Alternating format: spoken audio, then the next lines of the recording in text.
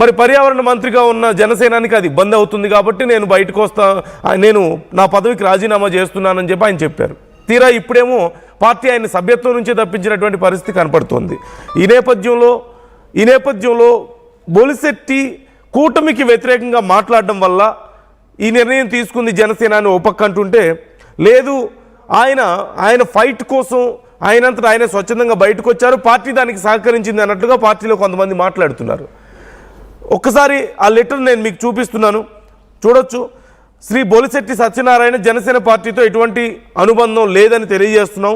ఆయన తన వ్యక్తిగత సిద్ధాంతాలను అనుసరించే నిమిత్తం పదవి బాధ్యతల నుంచి తప్పుకోవాలని నిర్ణయించుకున్నప్పుడు పార్టీ అధ్యక్షులు శ్రీ పవన్ కళ్యాణ్ గారు అంగీకరించారు. శ్రీ బొలిశెట్టి సత్యనారాయణ చేపట్టే కార్యక్రమాలకి పార్టీకి సంబంధం లేదు. అయితే ఇక్కడ చాలా పెద్ద ప్రశ్న వస్తుంది. మా ఏపీ ఇన్పుట్ ఎడిటర్ కృష్ణమోహన్ మనతో జాయిన్ అవుతున్నారు. కృష్ణమోహన్, ఇప్పుడు బొలిశెట్టి పార్టీ కోసం చాలా కృషి చేశారు, అందరికీ తెలిసిన విషయమే. తీరా అధికారంలోకి వచ్చిన తర్వాత ఆయన పర్యావరణం కోసం నేను పాటుపడుతున్నానని చెప్తున్నారు.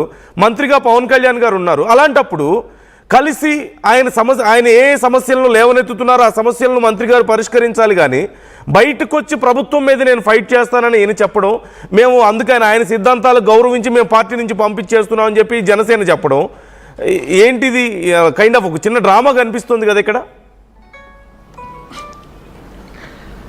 నందు, బేసిక్గా బొలిశెట్టి సత్యనారాయణ మనం కానీ చూసుకుంటే పార్టీలో అంటే అధికారంలో రాకముందు బొలిశెట్టి సత్యనారాయణ పార్టీకి ఎంత అసెట్ అయ్యాడో అధికారంలోకి అంటే కూటమి అధికారంలోకి వచ్చిన తర్వాత జనసేనకు అంత గుదిబండగా మారాడు అనేది మనకు చాలా క్లియర్గా అర్థమవుతుంది. ఎందుకంటే వరుసగా ఆయన పెట్టే మాటలు, ఆయన పెట్టే ప్రెస్ మీట్లు, ఆయన ఇచ్చే చిన్న చిన్న చురుకైన మాటలు లేకపోతే ట్వీట్లు, ఇవన్నీ కూడా పార్టీకి, జనసేన పార్టీకి అట్ ద సేమ్ టైం పార్టీలో ఉన్న కూటమికి కూడా కొంత ఇబ్బందికరంగా పరిస్థితి అయితే ఉంది.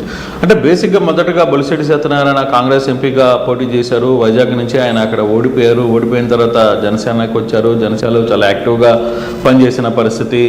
వాటర్ మ్యాన్ అని చెప్పి ఆయన ఒక ఆర్గనైజేషన్ని నడిపే పరిస్థితి అయితే చాలా కాలంగా చూసాం. వాటర్కి సంబంధించిన ఇష్యూస్ లేకపోతే వీటన్నిటికి సంబంధించిన ఇష్యూస్ని ఆయన నడిపే ప్రయత్నం చేశారు.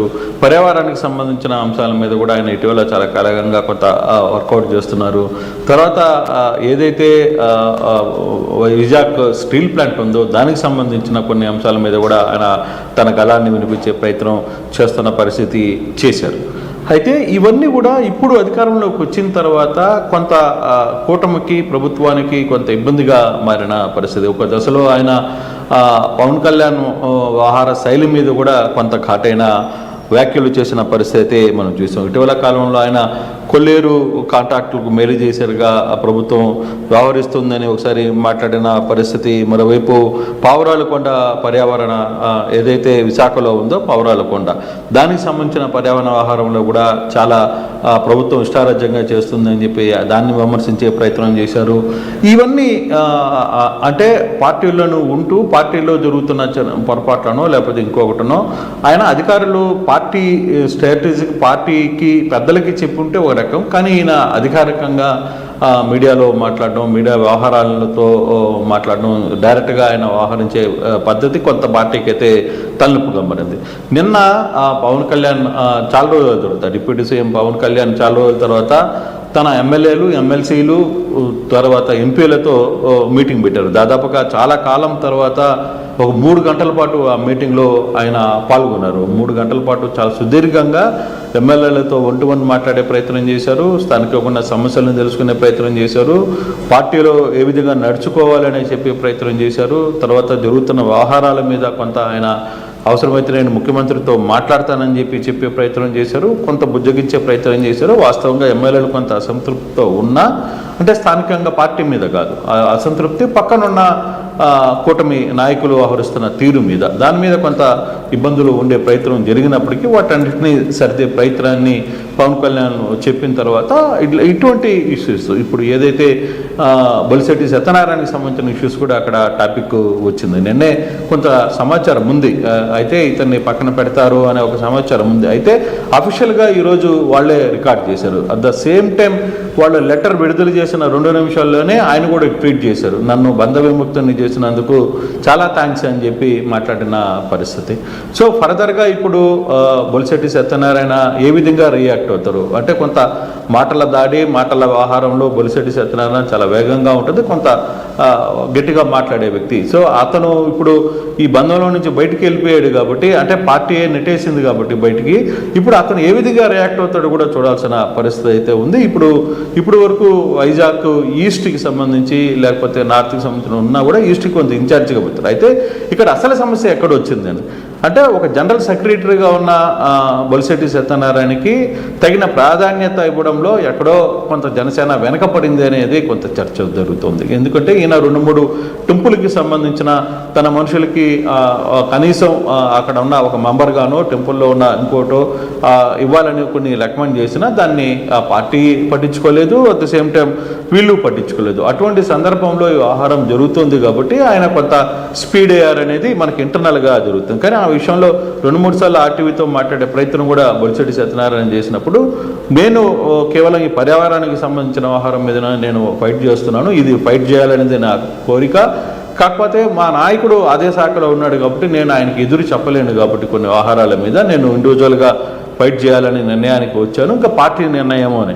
అంటే ఆయన ఏం ఎక్స్పెక్ట్ చేశారంటే, దీన్ని లైన్లో పెట్టి పార్టీ ఏదైనా బుజ్జగించేస్తుందా, లేకపోతే పార్టీ ఏమైనా ఆయన్ని బతిమలాడే ప్రయత్నం చేస్తుందా అనే ఒక ప్రయత్నం ఆయనకు ఉన్నిందేమో. మరి ఆ దశగా ఆయన అనుచరులు చెప్పడం లేదు, కొంతమంది జనసేన నాయకులు కూడా చెప్పడం ఏంటంటే, ఆయన కొంత అట్లా దాన్ని పెట్టి అడ్డం పెట్టి ఈ వ్యవహారంతో కొంచెం మనని దగ్గర చేసుకునే ప్రయత్నం జరుగుతుందేమోనని అనుకున్నారు. కానీ ఆ వ్యవహారంలో జనసేన అధినేత ఒక్కొక్క నిర్ణయానికి వచ్చి సరిగా ఇతన్ని మనం భరించలేము, సో ఇతన్ని పంపించేయడం మేలని నిర్ణయించినట్టుంది. అందుకే ఈరోజు లేఖ వచ్చింది. అయితే ఇప్పుడు ఉత్తరాంధ్రలో చాలా కీలకమైన నేత బొలిశెట్టి సత్యనారాయణ వ్యవహారం పార్టీకి దూరం చేయడంతో ఆయన కూడా త్వరగా రియాక్ట్ అయ్యారు, బంధు విముక్తం చేసినందుకు సంతోషం అని చెప్పారు. కాబట్టి ఇప్పుడు ఆయన నెక్స్ట్ స్టెప్పులు ఏ విధంగా ఉంటాయి, చూచి అడుగులు వేస్తాడా, ఎప్పుడు అవసరానికి వస్తాడా, లేదు వెంటనే ఆయన రంగంలో దిగి తన వాడి వేడి మాటలతో మాట్లాడే ప్రయత్నం ఏమన్నా చేస్తారనేది కూడా చూడాలి. బట్ ఎనీ హ్యావ్ కొంత